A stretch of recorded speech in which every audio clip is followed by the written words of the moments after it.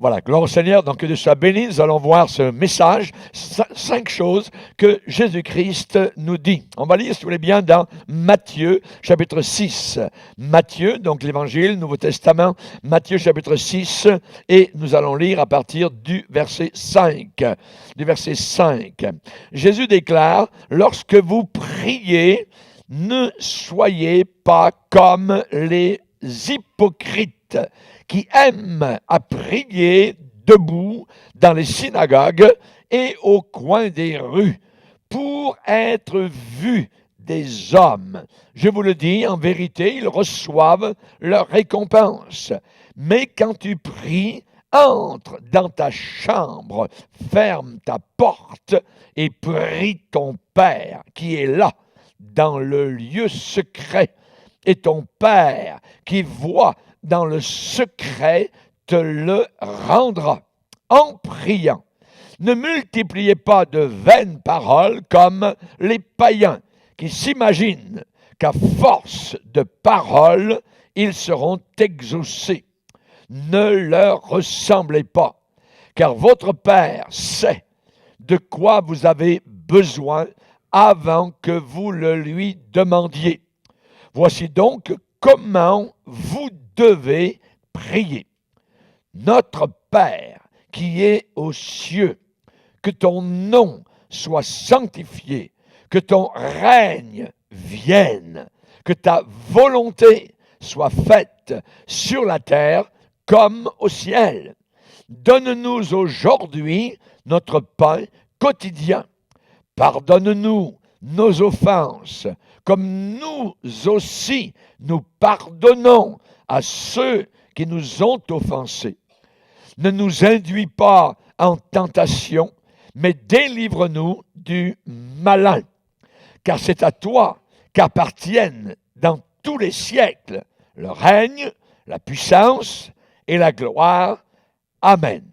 Si vous pardonnez aux hommes leurs offenses, votre Père céleste vous pardonnera aussi. Mais si vous ne pardonnez pas aux hommes, votre Père ne vous pardonnera pas non plus vos offenses. Amen. Seigneur, nous voulons te bénir et te remercier, Seigneur, pour ce que tu veux nous déclarer aujourd'hui. Nous voulons, Seigneur, être tout ouïe, tout oreille, Seigneur, et nous désirons entendre, reconnaître la voix du bon berger. Nous voulons reconnaître la voix du Saint-Esprit. Et comme, Seigneur, les injonctions ont été données aux églises de l'Apocalypse, que celui qui a des oreilles entende ce que l'Esprit dit aux églises. Aide-nous à comprendre, à réaliser, car tu as promis, Seigneur, d'ouvrir notre intelligence dans le nom puissant de Jésus. Amen. Et tout le peuple dit Amen. Gloire à Dieu. Que Dieu soit béni. On peut s'asseoir, frères et sœurs, chers amis. 5 choses que Jésus nous dit.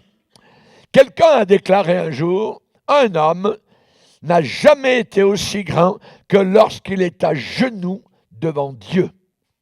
Un homme n'est jamais aussi grand que lorsqu'il s'humilie devant son Créateur et devant son Sauveur. L'homme qui s'agenouille devant Dieu peut se tenir devant n'importe quoi et n'importe qui. Amen. Gloire au Seigneur.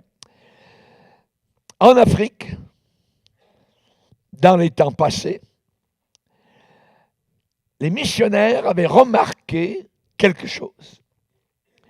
C'est que les Africains, dans leur hutte où ils habitaient, n'avaient aucun endroit intime pour prier le Seigneur. Alors, à une époque, eh bien, les chrétiens allaient dans la forêt, chacun derrière sa hutte, pour aller prier et parler à Dieu. Et très rapidement, il se passait quelque chose, c'est que derrière chaque maison, chaque hutte, il y avait un petit sentier qui était donc bien tapé, parce que tous les jours, donc, les chrétiens allaient prier dans la forêt qui était juste derrière, donc, leur hutte. Et si un sentier derrière la maison avait de l'herbe qui commençait à pousser au milieu du sentier, un autre chrétien allait le voir et lui dire, mon frère, il y a quelque chose qui ne va pas avec ton sentier. On pouvait d'une certaine manière mesurer, évaluer la vie de prière de chacun par rapport à ce sentier bien tapé ou alors ce sentier sur lequel commençait à pousser toutes sortes d'herbes. Cela voulait dire que la personne n'y allait pas tous les jours et que seulement de temps en temps, et l'herbe avait le temps de pousser. Ceux qui étaient assidus à la prière, eh bien, tous les jours, donc, le sentier était donc marché, était donc bien tapé. Comment est ton sentier aujourd'hui? Comment est ton sentier de prière?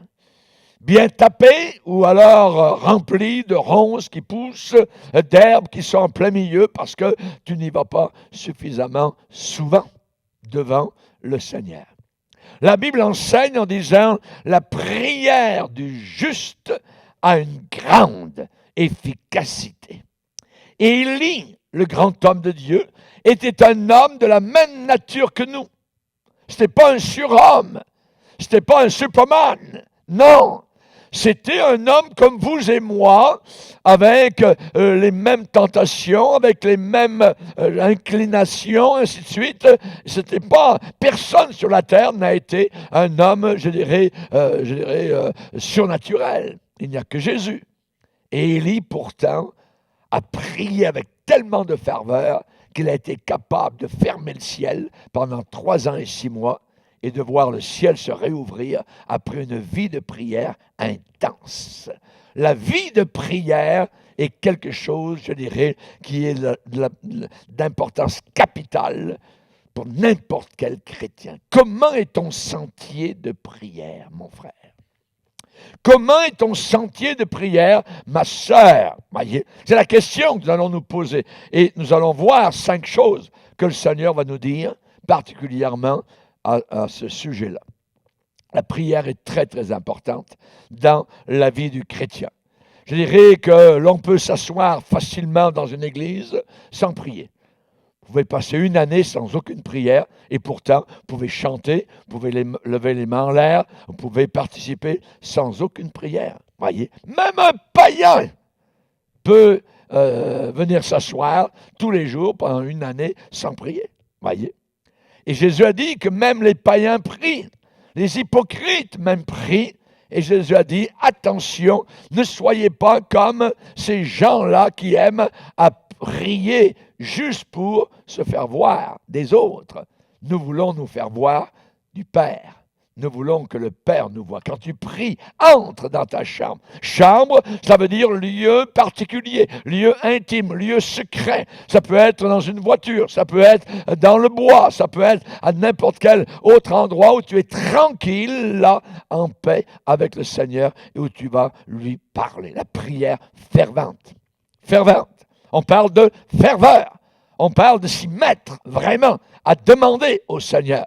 Pourquoi? Parce qu'on a des demandes vraiment devant notre Dieu. Et les disciples de Jésus savaient ce que je suis en train de vous dire maintenant. Un jour, ils sont venus vers Jésus et ont dit, Seigneur, enseigne-nous à prier. Tiens, enseigne-nous à prier. Avez-vous déjà demandé à Dieu de vous enseigner à prier? Les disciples l'ont demandé. Pourquoi? Parce qu'ils ont vu Jésus. Ils vont le voir dans quelques instants. Ils ont vu Jésus prier et ensuite ils ont vu les résultats de la prière de Jésus. Et ils ont dit, on aimerait être comme toi. Enseigne-nous à prier. Comme Jean-Baptiste l'a enseigné à ses disciples. Jean-Baptiste était un homme particulier. Il était capable de vider littéralement les magasins de Jérusalem, la capitale. On fermait boutique. Et cette journée-là, on allait écouter le prédicateur. Quelle puissance! Et il n'a fait aucun miracle. Et il a attiré une ville entière. Les gens de la région de Jérusalem venaient en foule l'écouter au Jourdain. Et alors qu'il avait de l'eau jusqu'à la ceinture, en train de baptiser des personnes, il prêchait et il pointait le doigt vers la foule et en leur disant « Qui vous a appris à fuir la colère à venir? Quel prédicateur! Produisez donc les fruits dignes de la repentance. » Jean-Baptiste était un homme qui savait prier. De bonne heure le matin, alors que les premiers rayons du soleil à l'Orient se levaient, que les renards rentraient dans leur tanière, voilà un homme qui se levait et qui allait prier Dieu. Avec 3 ou 4 sauterelles dans la bouche comme déjeuner, il savait prier, il savait adorer le Seigneur, il savait avoir une communication avec Dieu. Pas étonnant que dans la journée, il était capable de dire, de prêcher, d'annoncer, de claironner le message. Il était un précurseur du Sauveur. Alléluia. Merci Jésus. Merci Seigneur. L'Église primitive savait prier. L'Église primitive n'était pas une Église avec beaucoup, je dirais, de gens élaborés, de gens diplômés. C'était des gens simples, vous voyez, qui avaient accepté le Seigneur, qui avaient compris, le Saint-Esprit les avait éclairés. Mais il y a une chose qu'ils savaient, c'est prier. Ils savaient prier. L'Église primitive a commencé dans une réunion de prière. Ils étaient 120. Qu'étaient-ils en train de faire? Ils étaient en train de louer, en train de prier le Seigneur. Ils étaient assis ensemble dans le même lieu. Lorsque d'en haut, le Saint-Esprit a entendu la prière, est descendu, les a enflammés. Ils ont entendu un vent impétueux. Ils ont vu des flammes de feu descendre sur eux. Et de timides et de peureux qu'ils étaient auparavant, soudain ils sont devenus, je dirais, pleins d'assurance, pleins de hardiesse. Ils sont sortis en ville. L'apôtre Pierre a pointé son doigt vers la ville et a dit « Vous avez cloué le Seigneur de gloire ». C'est le même bonhomme qui était devant une servante quelques jours auparavant qui disait « Jésus, tu parles de quoi? Je ne connais pas ». Il avait renié le Sauveur. Et le même homme, rempli du Saint-Esprit, maintenant va voir 3000 poissons dans son filet. Alléluia. La puissance du Saint-Esprit, la puissance de la prière. Cela faisait 10 jours consécutifs, sans aucun arrêt, où il priait le Seigneur, où il demandait que Dieu se révèle. Il ne savait pas à quoi s'attendre. Il priait simplement, exactement comme Jésus leur avait demandé. N'allez pas évangéliser, ne partez pas, mais attendez. Dans quelques jours, vous serez baptisés dans le Saint-Esprit. Dans quelques jours, vous recevrez de la puissance quand le Saint-Esprit surviendra sur vous et vous serez mes témoins à Jérusalem, dans la Judée, dans la Samarie et jusqu'aux confins de la terre, jusqu'aux extrémités du monde. Alléluia, gloire au Seigneur. La Bible dit que lorsque ces nouveaux convertis sont arrivés, une des premières choses, ils persévéraient dans la prière. Même les nouveaux convertis, eux, ont repris le flambeau et la prière était là. Lorsque 3 heures sonnaient l'après-midi, Pierre et Jean, « Hey, Jean, où est-ce qu'on va? Au temple, c'est l'heure de la prière, 3 heures. » Voyez, il n'y avait pas de montre, tout ça, mais je ne sais pas si regardez le cadre solaire ou le soleil, tout ça, mais c'était l'heure de la prière. Ils avaient des moments précis où c'était là. Voyez, est-ce que nous avons des moments précis pour prier? Est-ce que nous avons une vie intime avec le Seigneur qui est vraiment établie? Et là, nous sommes devant Dieu et personne ne doit nous déranger. Il faut que l'on parle au Seigneur. Est-ce que c'est établi? Quelque chose qui manque beaucoup, beaucoup à la vie personnelle du chrétien. On a besoin d'y penser, on a besoin de s'établir dans ce sens-là. Amen. De persévérer dans la prière. Lorsqu'il y a eu persécution, lorsque les apôtres ont été mis en prison et ensuite ont été relâchés, où est-ce qu'ils sont allés? Vers les leurs. Et ils ont prié le Seigneur. Dans Actes chapitre 4, on nous dit qu'ils sont retournés vers les leurs. Il est dit, après avoir été relâchés, ils allèrent vers les leurs. Ah, j'aime ce mot, les leurs, amen. Les nôtres, amen. Vous êtes des nôtres, vous qui aimez le Seigneur, vous qui êtes nés de nouveau, vous qui êtes sauvés. Ils retournaient vers les leurs et racontèrent tout ce que les principaux sacrificateurs leur avaient dit. Lorsqu'ils eurent entendu cela, ils élevèrent à Dieu la voix tous ensemble. Ils bénirent le Seigneur. Ils adorèrent ensemble le Seigneur. Ils savaient louer le Seigneur. Alléluia. Amen. On a besoin, je dirais, de réapprendre à prier notre Sauveur. Alléluia. Lorsque l'apôtre Pierre était en prison et qu'il est sorti la nuit, un ange l'a laissé, donc à la sortie de la prison. Il ne savait plus quoi faire. Je pense qu'il s'est pincé un petit peu le bras pour dire, est-ce que je suis en train de rêver, ou c'est la réalité? Alors il dit, non, c'est la réalité. Et l'ange avait disparu, tout ça. Mais la prison, eh bien, avait été ouverte. Et maintenant, il était dans la rue, à l'air libre. Et il s'est dit, bon, maintenant, qu'est-ce que je fais? Il s'est dit, je vais aller dans la maison de Marie, une Marie, donc à Jérusalem, il y avait beaucoup de Marie, de Myriam, hein, et la Bible dit que c'est là qu'il y avait une réunion de prière. Les chrétiens étaient en train de prier. Alléluia. Gloire au Seigneur. Et il est allé, il s'est rendu là, et vous connaissez évidemment la fin de l'histoire, parce que les gens savaient que la prière avait une puissance, même pour délivrer quelqu'un de la mort et de la prison. Alléluia. La prière est puissante. Alors nous allons voir les choses que Jésus nous dit par rapport à cela. La première chose, Jésus nous dit comment parler à Dieu. Comment dois-je lui parler? Souvent, nous ne le savons pas. Comment nous exprimer? Comment, je dirais, parler à ce Dieu que nous ne voyons pas? Il faut que celui qui s'approche de Dieu croit que Dieu existe et qu'il récompense ceux qui le cherchent de tout leur cœur. Premièrement, évidemment, je dois lui parler. Comment dois-je lui parler? Jésus a dit, quand vous priez, dites. C'est un exemple. Ça ne veut pas dire qu'il faut répéter notre Père. Voyez, non, il faut réfléchir avec notre tête. Voyez, soyez pas comme les païens qui pensent qu'à force de paroles, ils vont être exaucés. Donc, Jésus a dit, comment je dois parler à Dieu? Dites, notre Père qui est aux cieux. Amen. Notre Père, on a un Père. Un Père, c'est merveilleux. Surtout un bon père. Certains de vous, vous avez peut-être un mauvais père, mais vous avez un bon père.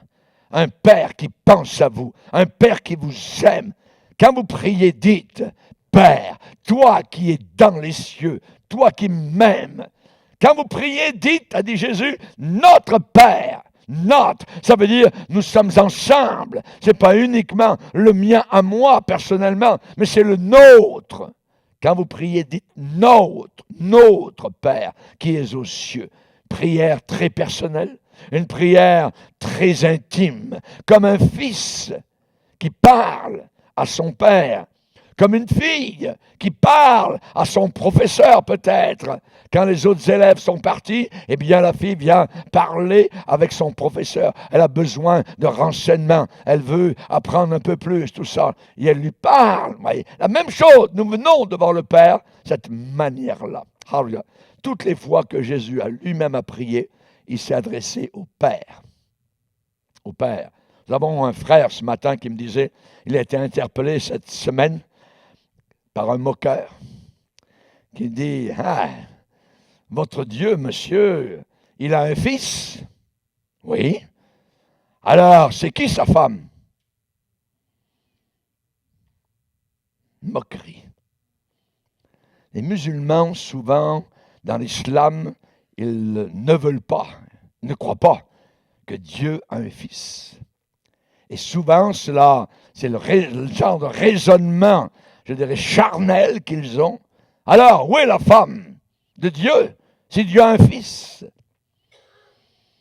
Dieu a un fils. Dieu le Père est Dieu.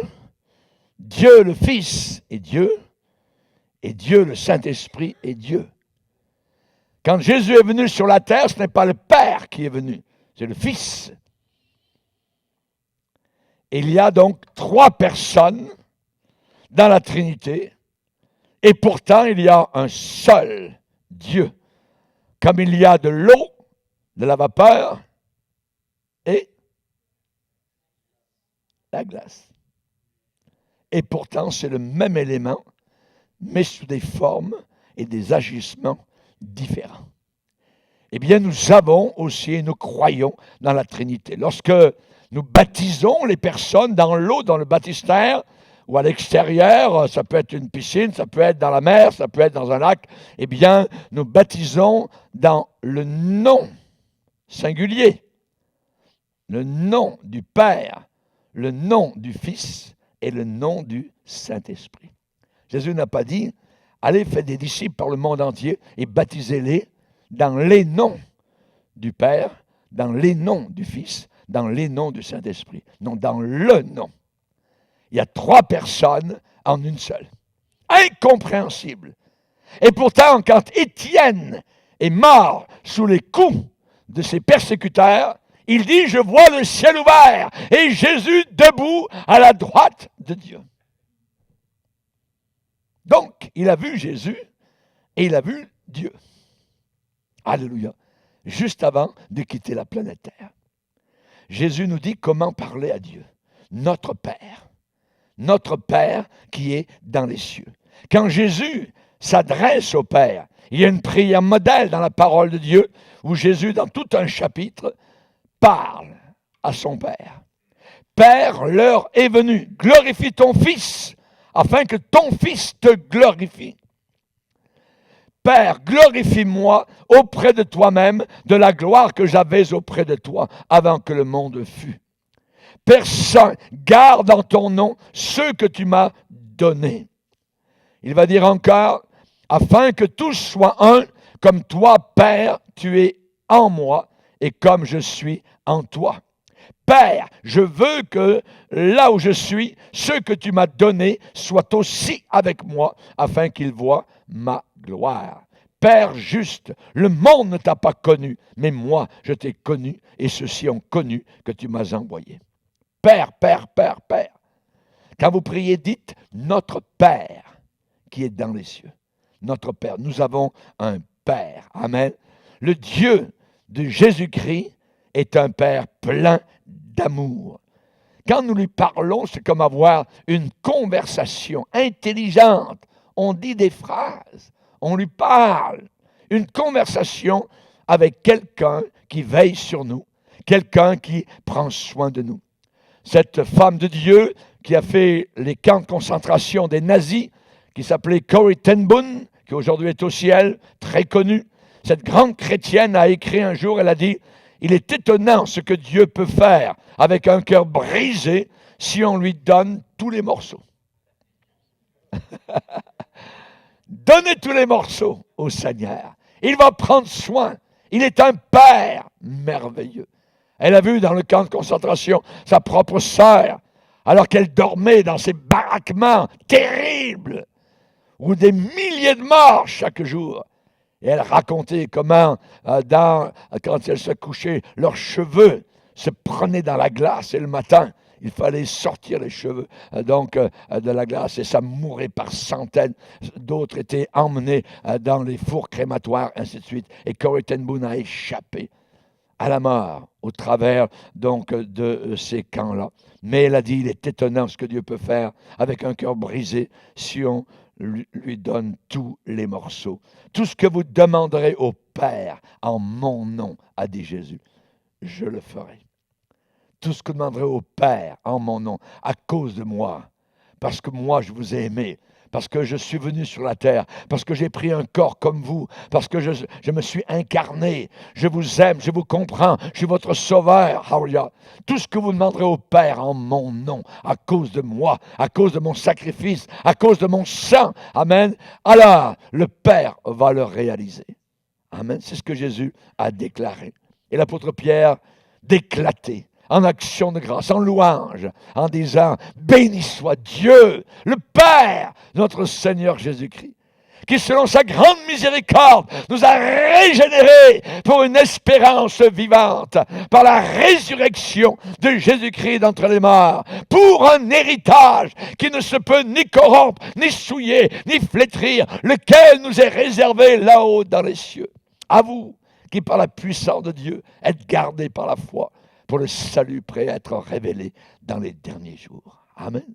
Alléluia. Merci Seigneur. Deuxièmement, Jésus nous dit où, à quel endroit, où parler à Dieu. Où est-ce que nous devons prier? Seulement à l'église? Seulement à la réunion? À quel endroit, où dois-je parler à Dieu? Quelqu'un un jour a dit, lorsqu'une personne allume son flambeau à l'autel de Dieu, alors des centaines de personnes reçoivent leur lumière de cette personne-là. Il faut venir à l'autel de Dieu. À l'autel de Dieu, vous allez être enflammé. Vous ne pouvez pas être enflammé sans venir dans la prière devant ce Père. Il faut. Regardez Jésus. Où est-ce qu'il priait? Jésus. Avez-vous déjà pensé à ça? Quel endroit il priait? La Bible dit que lorsqu'il était encore sombre le matin, Jésus sortit pour aller dans un lieu désert où il parla à son Père. Marc 1er chapitre. À notre endroit, Luc 5, 16, dans les déserts, et il priait. Luc 9, Jésus se retira à l'écart du côté d'une ville appelée Bethsaïda, et il priait à l'écart. À un autre endroit, il est dit, Jésus monta sur la montagne pour prier. Et c'est là qu'il fut transfiguré devant 3 de ses disciples. Pour prier. Partout. Partout, vous pouvez prier. Il n'y a pas d'endroit particulier. Vous pouvez prier partout. En partant au travail le matin, en revenant du travail, pendant le travail. Amen. On a un trucker ici, amen. Dans le camion, dans la cabine, alléluia. Gloire au Seigneur. Au travers du continent nord-américain jusqu'en Californie, alléluia. Notre frère, amen, et son épouse, amen, peuvent louer et adorer le Seigneur. Il n'y a pas d'endroit. Sur votre bicycle, en avion, dans le sous-marin, amen. N'importe où, alléluia. Vous pouvez adorer, bénir et glorifier le Seigneur. Et même ceux qui ont mis le pied sur la lune, ils ont pensé à Dieu. Armstrong, en 69, a ouvert la Bible et a dit, au commencement, Dieu créa les cieux et la terre. Toute la terre écoutait. Merci Seigneur, merci Seigneur. C'est comme si Jésus nous disait, où irai-je loin de ton Saint-Esprit?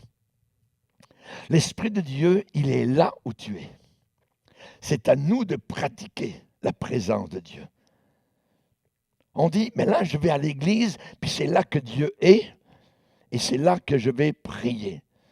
Oui, on peut prier le Seigneur à l'église, mais même sur le trottoir, en venant, il est là. Vous pouvez lui parler.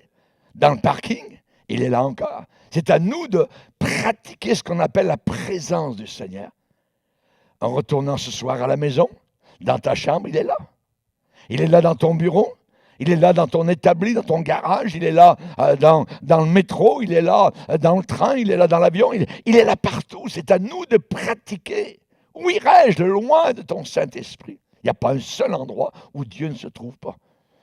Je prêche à partir du Canada, mais à ce moment même, il est à Kinshasa, il est en Australie, il est en Russie, il est en Indonésie, il est en Chine. Au même moment, il est un Dieu tout-puissant. Alléluia. À nous de pratiquer. Pasteur, à quel endroit dois-je parler à Dieu? Partout. Partout. Tu peux parler à Dieu à n'importe quel endroit. Amen. Il a prié dans un jardin. Rappelez-vous à Gethsémane. On le voit à genoux là-bas au fond du jardin, à la lueur blafarde de la lune. Il est là en train de suer, en train de prier pour moi, en train de vouloir me sauver. Merci Jésus. Alléluia. Gloire à Dieu. Et sur la croix, il priait encore. Père, pardonne-leur. Merci Jésus d'avoir prié même sur la croix, dans un lieu ignoble, abominable, entre deux gangsters, entre deux brigands. Jésus a prié, Père, pardonne-leur. Et avant de mourir, il priait encore. Père, entre tes mains, je remets mon esprit. Allez-vous dire cela dans votre lit de mort? Père, entre tes mains, je remets mon esprit. Alléluia. Vous allez partir avec les deux ailes ouvertes. Alléluia. Gloire au Seigneur, avec votre âme. Alléluia. Levez debout dans la présence de ce Dieu qui va venir vous chercher. À lui soit toute la gloire. Alléluia.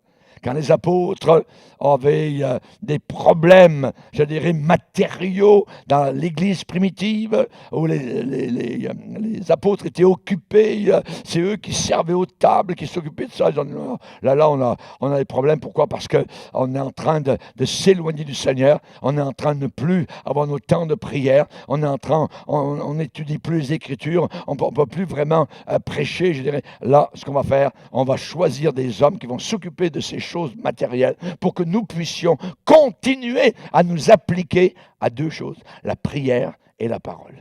La prière et la parole. Et moi, comme pasteur, je dois m'appliquer à cela. Je dois m'appliquer à la prière et à la parole. Amen. La prière, c'est une thérapie. C'est la thérapie la plus purificatrice de l'âme et du cœur. Alléluia. La prière. Vous ne pouvez pas sortir de la prière, je dirais, avec des pensées sales. Vous ne pouvez pas aller dans la prière devant Dieu en ayant une conduite, je dirais, impie. C'est impossible. Ce Dieu est un Dieu de lumière, un Dieu de gloire, un Dieu de sainteté. Merci Seigneur. Troisième question. De quoi parler à Dieu? Qu'est-ce que je vais lui dire? De quoi parler à Dieu? On a vu comment parler à Dieu. On a vu où parler à Dieu. Maintenant, de quoi parler avec Dieu? Que ta volonté soit faite sur la terre comme elle est faite dans le ciel. Que ta volonté, la volonté de Dieu. Demandez que la volonté de Dieu se réalise dans ma vie, dans ma famille, dans mon pays. Demandez que la volonté de Dieu s'accomplisse dans mon Église. Que ta volonté s'accomplisse. Que ta volonté se réalise. Le demander. Voulez-vous avoir un exemple de prière, comment l'apôtre Paul, évidemment, de quoi il parlait avec Dieu? Regardez Éphésiens, 1er chapitre. Éphésiens, 1er chapitre. Verset 16. Éphésiens, 1er chapitre, verset 16. Je ne cesse, ça veut dire je n'arrête pas, de rendre grâce pour vous. Il parle aux chrétiens d'Éphèse, faisant mention de vous dans mes prières. Et regardez, de quoi parle-t-il avec le Seigneur? Afin que le Dieu de notre Seigneur Jésus-Christ, le Père de gloire, vous donne un esprit de sagesse et de révélation dans sa connaissance. Et, deuxièmement, qu'il illumine les yeux de votre cœur. Ah, vous ne le saviez pas. Vous avez deux Pères Dieu. Vous avez vos yeux naturels, mais vous avez une autre Père Dieu, intérieur, les yeux du cœur. Et Paul demande que ces yeux, les yeux de votre cœur, soient illuminés. Pourquoi? Pour que vous sachiez trois choses. Pour que vous sachiez quelle est l'espérance qui s'attache à son appel. Deuxièmement, quelle est la richesse de la gloire de son héritage qu'il réserve aux saints. Et troisièmement, quelle est envers nous qui croyons l'infinie grandeur de sa puissance. Il demandait cela. La volonté de Dieu, la volonté du Seigneur. Nous devons prier aussi pour nos besoins temporels, les besoins de la vie de tous les jours. Jésus dit, quand vous priez, dites, donne-nous aujourd'hui notre pain quotidien. Le pain quotidien, ce sont ce dont nous avons besoin. Payer le loyer, l'hypothèque, la nourriture, le vêtement, mettre de l'essence dans la voiture, ainsi de suite. Donc, payer les factures de garage, tout cela. Demandez cela au Seigneur. Donne-nous aujourd'hui notre pain quotidien. On a besoin de le demander au Seigneur. Vous dites, voyons, mais le Seigneur le sait. Oui, mais demandez-le. Demandez-le. Il faut prier le Seigneur pour les choses simples de la vie. Il est intéressé, le Seigneur, dans les détails de notre vie. Dans les détails de notre vie. Amen. Il est normal de prier pour la nourriture, pour les choses normales de la vie, de le demander au Seigneur.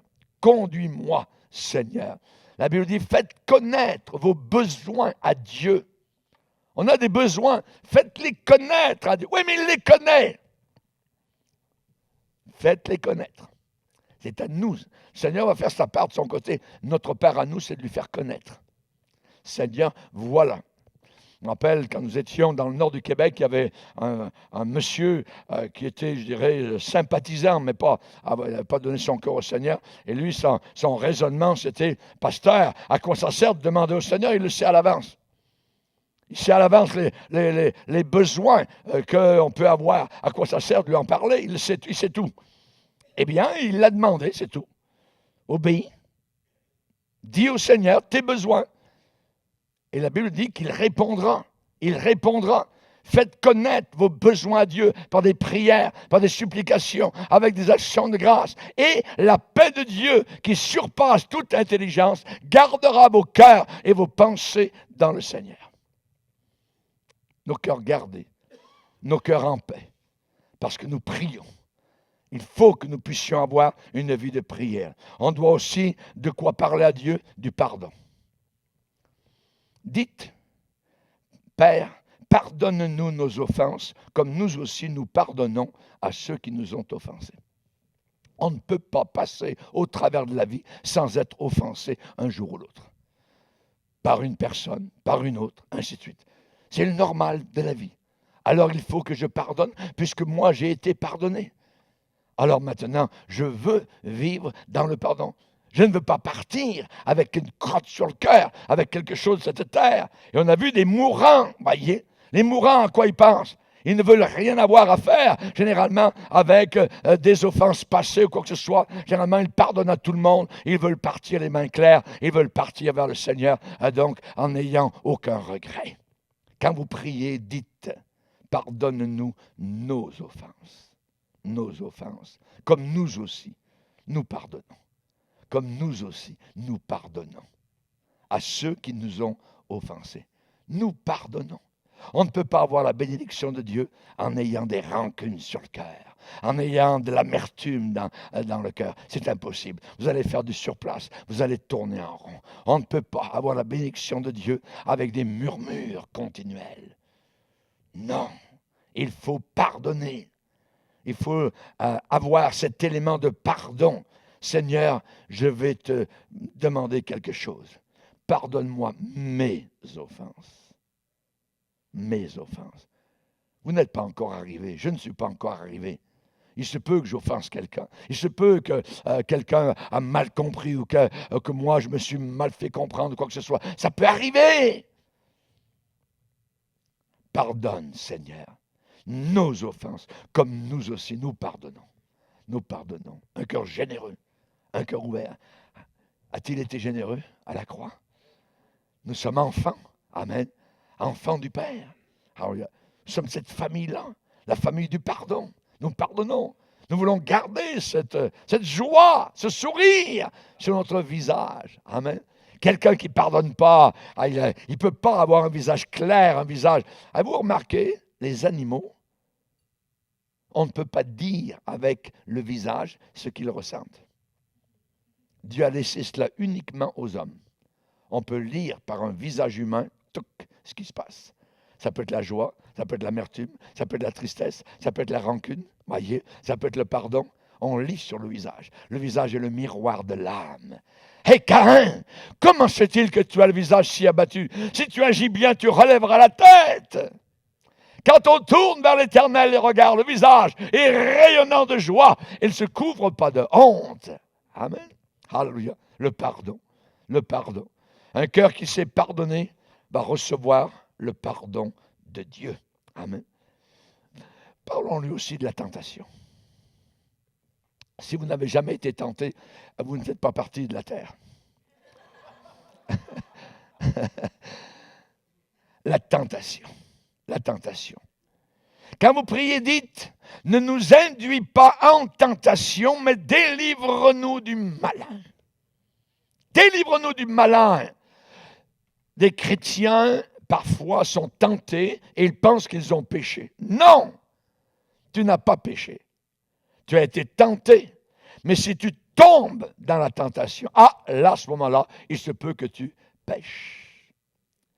Être tenté, c'est un grand homme de Dieu qui un jour a dit, je ne peux pas empêcher les vautours de voler au-dessus de ma tête, mais je peux les empêcher de faire leur nid dans mes cheveux. Amen. Alléluia.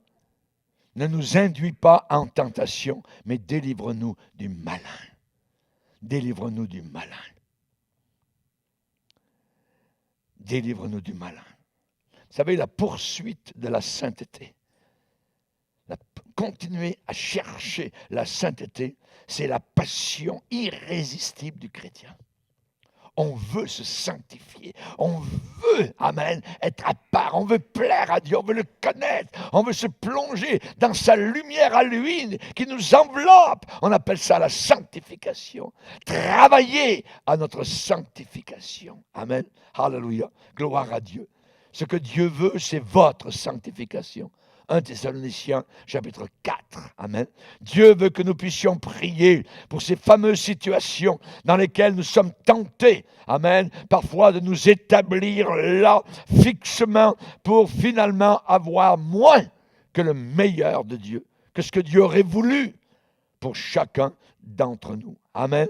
Invoque-moi. C'est un commandement. C'est affirmatif. C'est impératif. Invoque-moi et je te répondrai. Je vais te répondre. Et je vais t'annoncer des grandes choses, des choses que tu ne connais pas. Il y a des choses que nous ne connaissons pas. Et nous pouvons les connaître, ces choses, uniquement si nous demandons, si nous invoquons le Seigneur. Invoque-moi, je te répondrai et je vais t'annoncer des grandes choses, des choses que tu ne connais pas. La prière, ce n'est pas un chemin facile. C'est pourquoi notre sentier doit être tapé, bien tapé, tous les jours, avoir un temps avec le Seigneur, un temps particulier. Si c'est la télévision qui prend la place de ce temps-là, alors le bouton. Si vous, les mères de famille, la télévision vous empêche de préparer vos repas, alors le bouton. Fermez ça.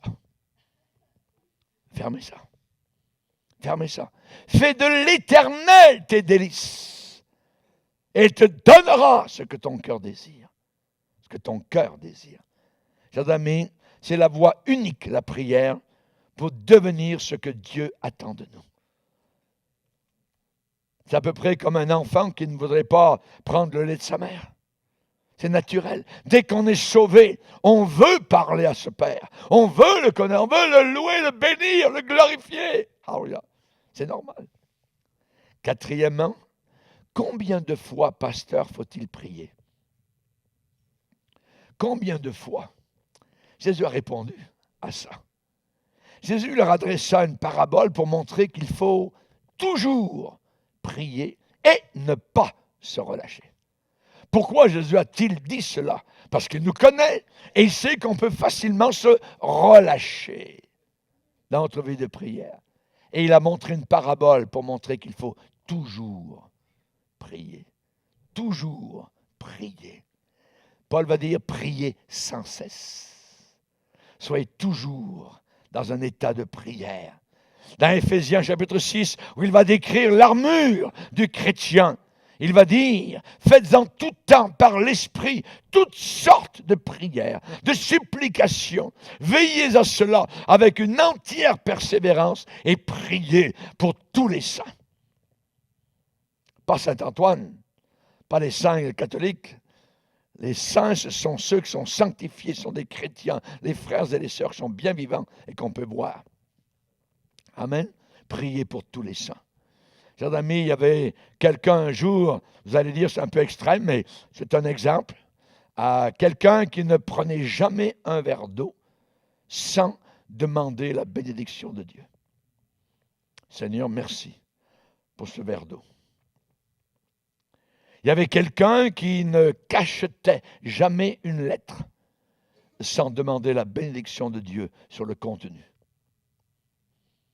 Ça dépend comment on entrevoit la vie chrétienne. Mais une chose est certaine, c'est que je dois prier, je dois prier, je dois prier. Je dois mettre toute mon énergie, tout mon cœur à la prière. Quoi que je fasse, je dois prier. Il faut que tu pries, mon frère. Les vierges folles ne prient pas. Elles ont la lampe, mais pas d'huile. L'huile de la prière va vous faire entrer dans la présence de Dieu. Et en terminant, la 5e chose, eh bien, elle nous dit pourquoi, la raison pourquoi nous devons parler avec Dieu. En vérité, je vous le dis, tout ce que vous demanderez au Père, il vous le donnera en mon nom. Il n'y a personne qui est vainqueur du diable et qui ne prie pas. Tous les vaincus par Satan ne prient pas. Ils ne prient pas. Rappelez-vous Pierre, il a été vaincu par l'ennemi. L'ennemi a rigolé dans son dos.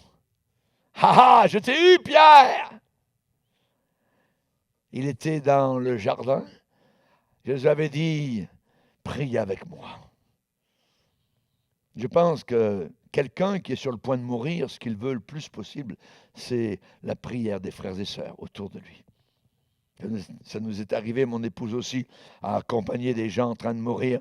Et tout ce qu'ils désirent, c'est des cantiques, la prière. Je me rappelle, lorsque mon beau-père est décédé, il y a environ 1 an, eh bien, nous étions plusieurs autour de son lit, en train de prier, en train d'adorer, en train de glorifier le Seigneur. L'un de ses fils lui a apporté un petit peu d'eau avec une sorte de paille sur ses lèvres qui étaient très sèches. J'ai béni le Seigneur pour les frères et sœurs, pour la vie de prière, pour ceux qui savent prier, qui connaissent leur Dieu. C'est tellement précieux dans les temps dans lesquels nous vivons actuellement. Pourquoi nous devons parler à Dieu? Eh bien, tout d'abord, pour être vainqueurs de Satan. Être vainqueur du diable. Amen. La principale raison, c'est que Dieu répond. Si Dieu ne répond pas, à quoi ça sert de prier?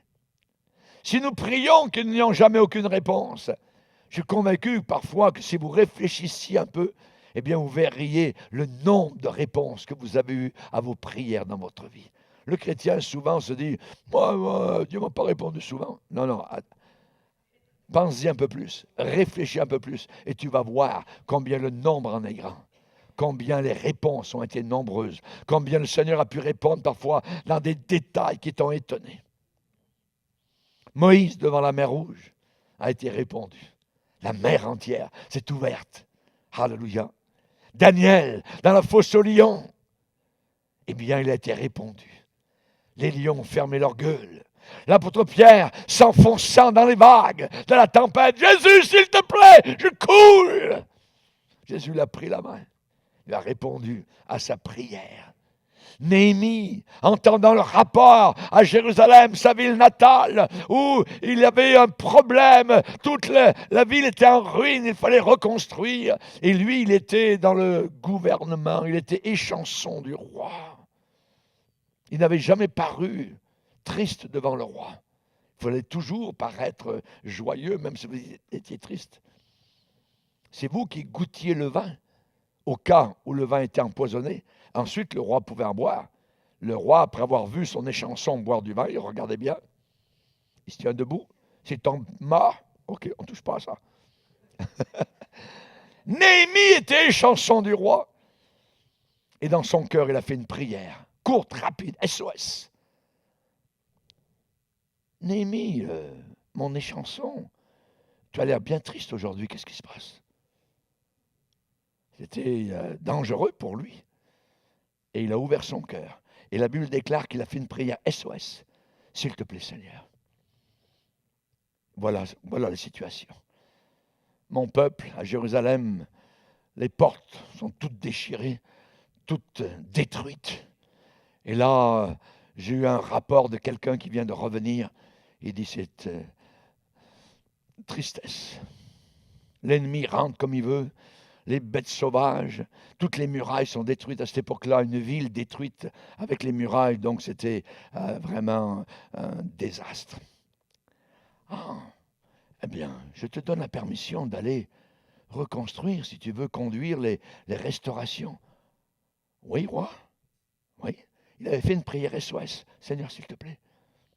Et Dieu venait de répondre tout de suite. Le roi lui donne la permission de retourner et d'aller commencer les reconstructions de restauration des murailles et des portes de Jérusalem. Alléluia. Il y avait un missionnaire qui était isolé. Il était parfois découragé après des années de service pour le Seigneur, un service ingrat, dans une partie profonde de la jungle. Et dans son carnet, il a écrit « Ce fut aujourd'hui une journée terrible, mais je ne suis pas abattu au dernier point. Quelqu'un là-bas, dans mon pays, a dû encore prier pour moi. » Alléluia. La prière n'a pas de frontières, pas de distance. Elle passe au travers des montagnes les plus hautes. Elle passe au travers des océans. Le Seigneur répond. Quand votre journée se passe bien, il est fort possible que quelqu'un a prié pour vous quelque part. Amen. N'oublions jamais. Avez-vous pensé à remercier Jésus pour sa vie de prière? Il prie pour vous. Il a prié pour moi. Il a prié pour toi. Romains 8, 34, il intercède pour nous maintenant. Il a un ministère de prière à la droite du Père. Hébreux 7, 25, il est vivant pour intercéder en notre faveur. Luc 22, verset 32, j'ai prié pour toi, Pierre, afin que ta foi ne défaille pas. J'ai prié pour toi. J'ai lu ce témoignage dans le Pacifique. Un avion s'est écrasé.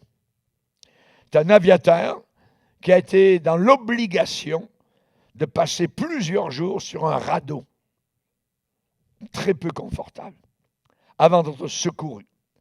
Cet homme n'était pas un chrétien particulièrement fort jusqu'à cette tragédie qui est arrivée. Et après son sauvetage, il a écrit à ses parents. Je vais vous lire la lettre. Ce qui m'encouragea le plus lors de cette mésaventure fut le fait de savoir qu'à la maison ainsi qu'à l'église, on priait pour moi. Je me souviens qu'au souper, vous aviez l'habitude de prier pour plusieurs personnes. C'est pourquoi je savais que vous ne m'oublieriez pas. Je me rappelle de l'assiduité avec laquelle, le dimanche, à l'église, on priait pour les malades, on priait pour les gens de l'assemblée, on priait pour bien d'autres choses. À l'époque, tout cela me laissait totalement indifférent. Mais ce fut ainsi jusqu'à la semaine dernière. C'est drôle à dire, mais je veux que vous sachiez que j'ai énormément apprécié ces prières lorsque je me suis retrouvé seul sur le radeau. Alléluia. Il y a un verset en terminant qui dit « Il délivrera le pauvre qui crie et le malheureux qui n'a pas d'aide. Il aura pitié du misérable et de l'indigent. » Certaines personnes ont déjà dit « Pasteur, je n'ai aucun ami, je n'ai aucun secours. » Voilà 2 bonnes raisons d'aller vers Dieu. 2 bonnes raisons. Tu n'as aucun ami, mais Dieu est ton ami. Tu n'as aucun secours, mais Dieu est ton secours. Ceux-ci s'appuient sur leurs chars, ceux-là s'appuient sur leurs chevaux. Nous nous invoquons le Seigneur. Eux, ils plient et ils tombent. Nous, nous restons debout. Nous sommes secourus. Amen. Alors, levons-nous devant le Seigneur. On va le bénir et le glorifier. Merci, Seigneur. Seigneur, nous voulons t'adorer. Nous voulons te glorifier pour ta présence, pour ton secours qui ne manque jamais dans la détresse. Tu es le Dieu de notre salut, Seigneur, et nous demandons tes interventions, Seigneur. Tu connais, Seigneur Jésus, plusieurs qui parmi nous et ceux qui nous écoutent, Seigneur, aux 4 coins de la terre, que la grâce de Dieu les atteigne, Seigneur, qu'ils ne se découragent pas parce que tu es là, tu viens, Seigneur, lorsque ton nom est invoqué. Quiconque invoquera le nom du Seigneur Jésus sera délivré, sera à sauver. Tu es celui encore aujourd'hui qui guérit, qui relève, Seigneur. Tu veilles, Seigneur, sur chacun de tes enfants. Et il n'y a même pas un seul de nos cheveux qui tombe à terre sans que tu n'en sois conscient. Merci, mon Sauveur. Merci, Seigneur. Tu sais où nous sommes, tu sais ce que nous sommes, et nous voulons continuer, Seigneur, à progresser dans notre vie de prière. Nous ne voulons pas seulement avoir la lampe, mais nous voulons avoir l'huile dans la lampe. Au nom de Jésus, amen. Et tout le peuple dit, amen, amen. Gloire à Dieu, on va louer le Seigneur.